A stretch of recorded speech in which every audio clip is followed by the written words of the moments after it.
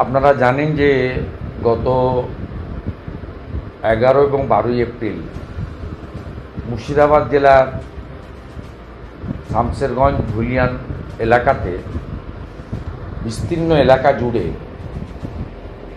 হিন্দুদের সংখ্যা শূন্য করার জন্য জিহাদি, সন্ত্রাসী এবং রাজ্যের শাসক দল তৃণমূল কংগ্রেস মদতপুষ্ট রাষ্ট্রবিরোধী শক্তির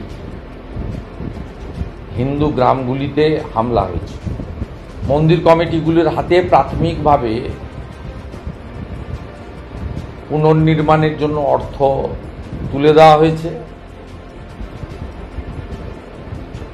আগামী 30 তারিখ অক্ষয় তৃতীয়ার পুণ্যলগ্নে সকাল 10টার সময় পুরোহিতের মন্ত্রোচ্চারণের সাথে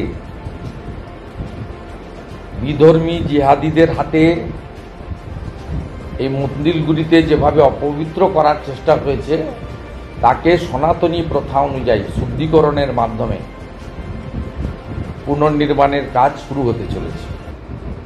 এই জিহাদিদের হাতে, এই জঙ্গিদের হাতে, এই পাকিস্তান প্রেমীদের হাতে